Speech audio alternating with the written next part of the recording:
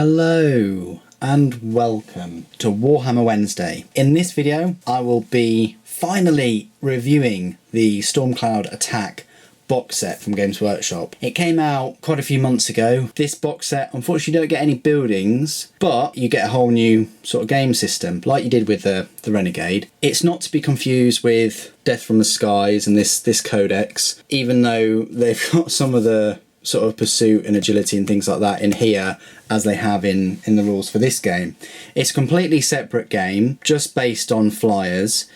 And with a discount, you can get this set for £45, which is absolutely nothing, considering RRP for like the Crimson Hunter is 40 quid. So for £5 more, you're getting an extra flyer, which is great if you've got more than one army, and you're getting the game system too. Unfortunately, no buildings or anything like that. I suppose you could get a game map, 6x4 game map, that's been printed with sort of clouds and sky, or even a one with stars if you had two sort of void capable craft. But this is the one I got. It's the Eldritch and the Beast. So it's the Eldar and Orcs. The Orc flyer I have here isn't a Dagger jet or anything like that. It's a Wasbomb blaster jet. Now it's important to note that this box set doesn't include a Wasbomb blaster jet. It's just one that I had at the time, and I just finished making the Crimson Hunter. I think one of my subscribers asked if they could see one of these built up. It was my first experience of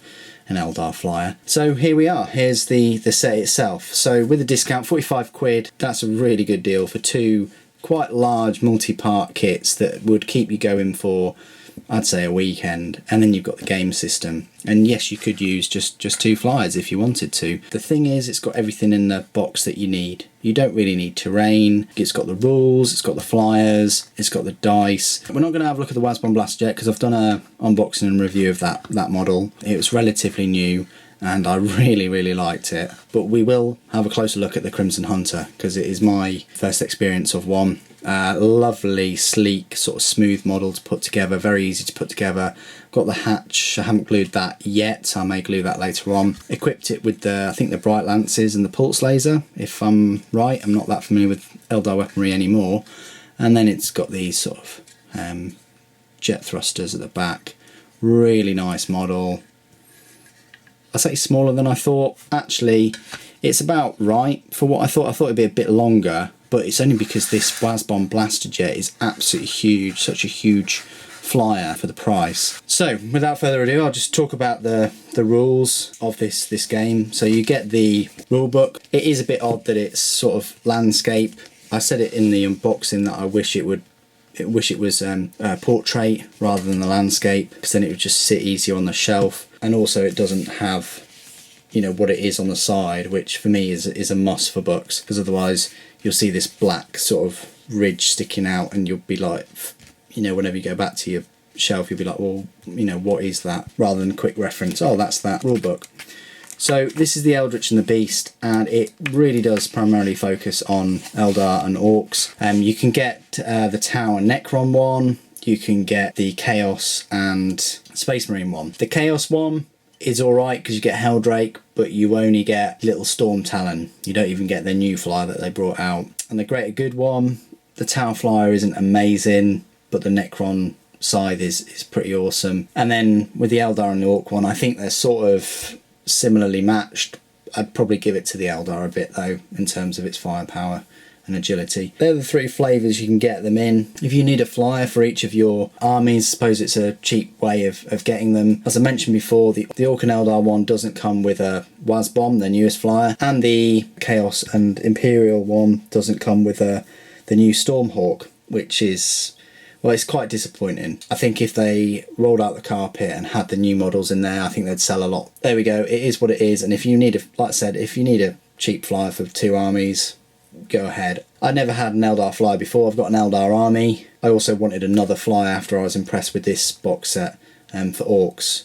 So now I've got two flyers for Orcs and one for Eldar, which I'm happy with. No reason for me to get any more. My main army is my Space Marine army, and that's where I divert most of my time and money into. So let's just have a little look at this. So it gives you some backstory, a little bit of like narrative behind it. It gives you all these colours of the craft.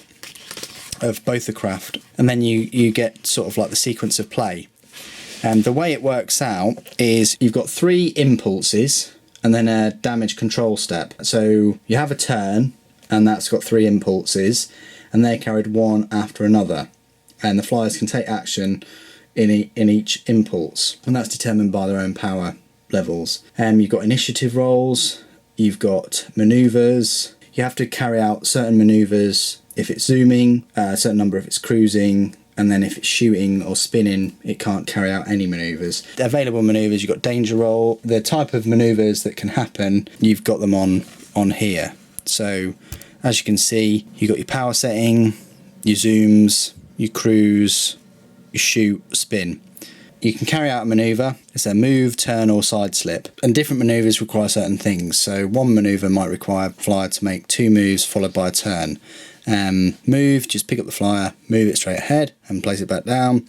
And then a turn, you just pivot it by 45 degrees.